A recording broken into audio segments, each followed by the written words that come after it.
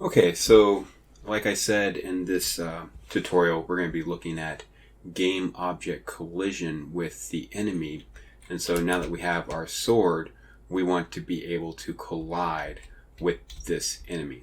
Okay, and so what does that really mean? Okay, so we want our sword, the x and y plus the x and y width and height, to actually, when it intersects or overlaps with the rectangle of this enemy, this 16 by 16 rectangle, it's going to do something. Okay, and so collision for Zelda was that simple. All right,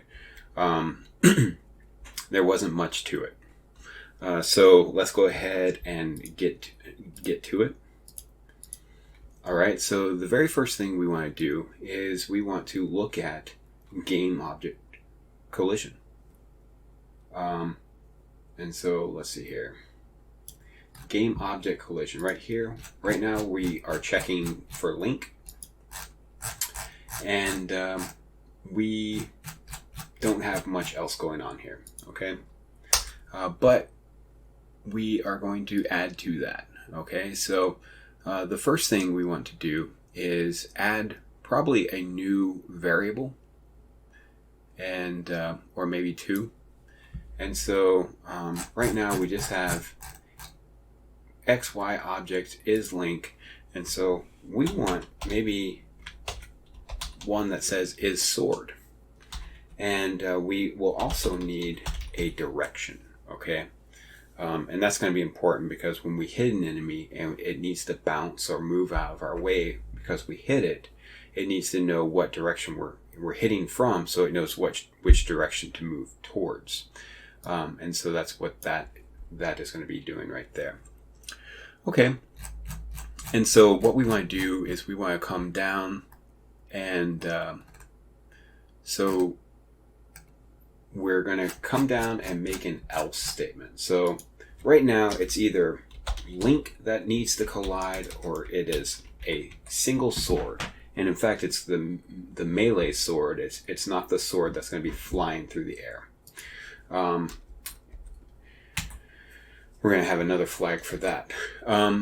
So the first thing we need to do is to get the width and height of our sword, because that's going to be super important. So we're just going to say let sword width equal 11.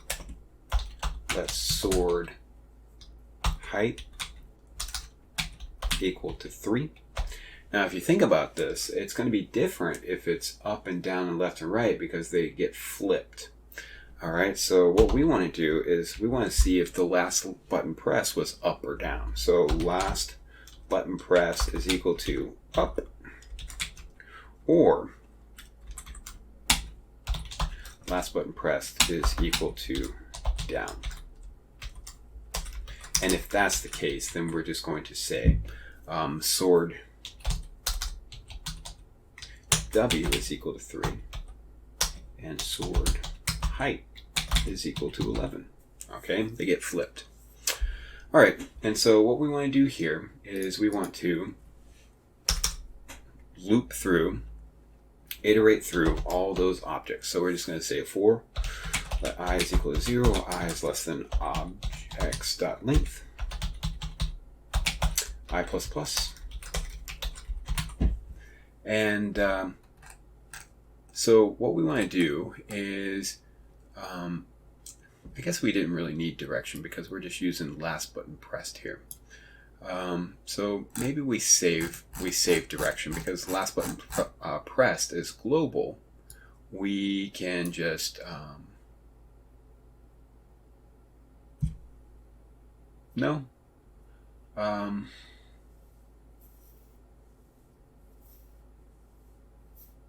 Yeah, we can get rid of it. Okay, so now we just have its sword. Okay, so so we do need to get rid of that, and we're going to get rid of this direction. We don't need it. And so what we want to do is we want to see if last button pressed is equal to left well, we need to do something, okay? And what we want to do is we want to see if we're colliding with anything on that side. So here we're going to have an if statement that says if x is less than or equal to objects, and we already have this code written somewhere. In fact, let's go ahead and just grab it from up here. I know it's up here. I'm just going to copy this. Oops, that's not what I'm going to do. I'm going to copy it, and we'll just take out some numbers, fit it to what we want. Okay, so and so this is x, and then objects width, and this is going to be x plus sword width. Okay, and then this is y is less than or equal to that, and this is going to be y plus sword height. Okay, and so that looks good. In fact, okay, so what we want to do now is we want to say if. So we're colliding with an enemy. If this statement is true, we're colliding with an object. And so what we want to do is we want to say if objects at I dot is enemy. And if it is, well, what do we want to do? We want to take away from its health. So we're going to say objects at I dot health minus equals 1. Okay, and then we can just figure out if he's going to die right here. We can say if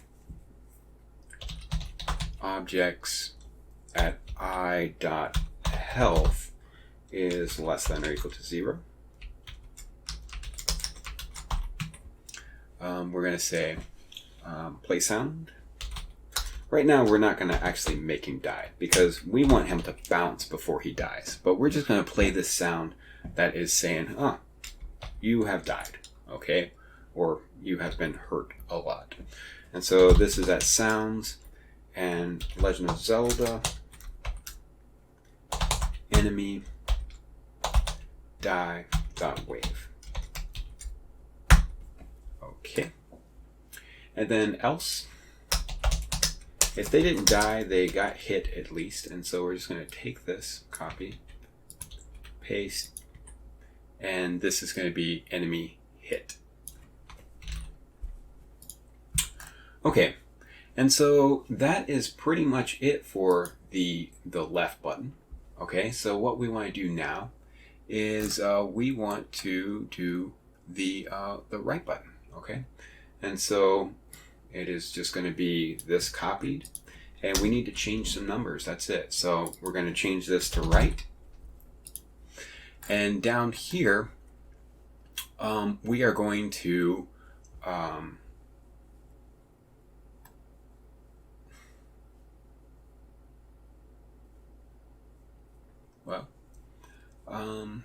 let's see here.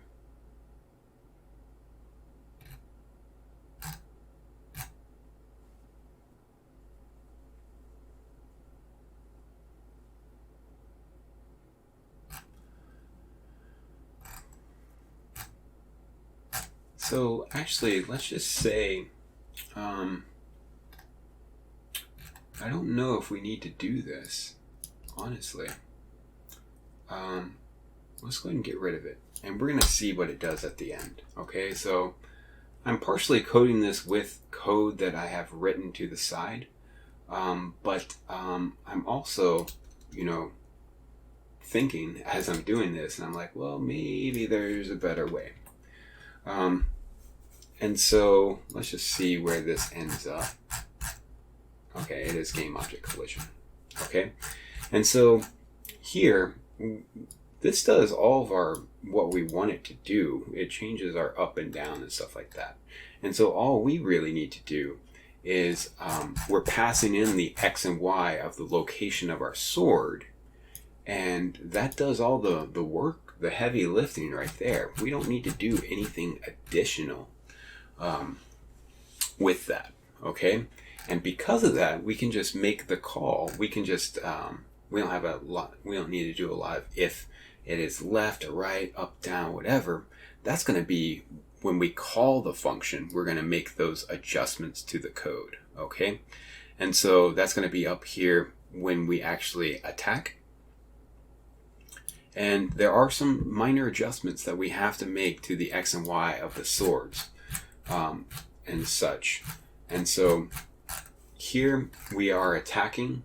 Okay, so this is the last animation of the attack. So I'm inside of the if is attacking and sword, inside of draw link. And we are in the if current animation is 1, that means we're in the last animation of his attack. And so if this is true, what we want to do is we want to check game object collision. And we're going to say link X plus 7, link Y plus 16. And these numbers are just, figuring out where the sword is based on that sprite, okay? And we're going to pass in game objects. I don't know why I pass in game objects. I think it's because, game objects gets changed and then we just pass it to objects. So it doesn't make much sense. Maybe that's something we can, change in the future. But right now it's not game breaking and it doesn't really affect anything really. And so it is not link, it is the sword, and we got rid of direction, okay? So I'm just going to copy this because we're going to need it for the next few cases. For this one, and this one. Okay, so for up, we're going to change it slightly, and for up, it's going to be a +3, and here it's going to be a -14. Okay. Perfect. And then for this one, we're going to say link X -8. And then link Y +5. And then a +14 here. And a +5 as well right here. Okay? And so that looks pretty good. Let's make sure we don't have anything else that... So the thing that we're really testing here, and the thing that is going to be our indicator that this is working, is basically the sound that is going to be made inside of game objects collision. Okay, wherever that is, it's somewhere around here. So right here. No, that's not it. So it is below this. Yeah. So if the object is an enemy, it is being hit. Okay? So let's just see if this works. I have a feeling that there may be an issue with it, but we'll see.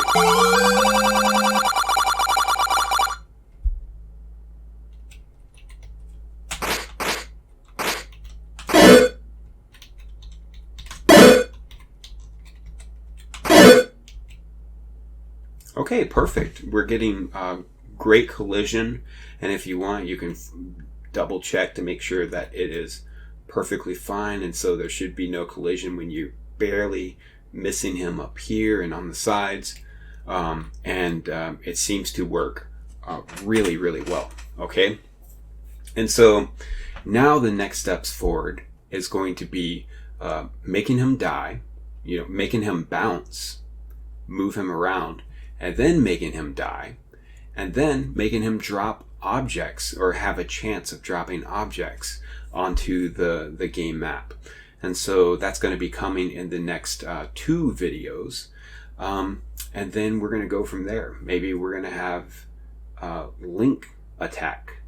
So if we run into the monster or the enemy, we're going to have Link's health change. Okay, and so I hope you enjoyed this tutorial, and we have quite a bit more coming in the future. I've actually made out a huge list of tutorials that are coming, and it gets us very close to completion. Although I have not fully completed the game for this tutorial series on my own, we're moving at a pretty breakneck speed getting this done. Okay, and so expect to see a lot more videos in the coming days, because they're already completed. As far as content goes, I just need to record them and do some light edits. You've seen my videos. I don't edit them that much. But I hope you like this. If you did, go ahead and like the video, subscribe. If you had any questions about anything within the video, ask in the comments, and I'll be sure to try and respond if I can. I'm usually pretty good about responding to things that need a response. And I'll see you in the next one.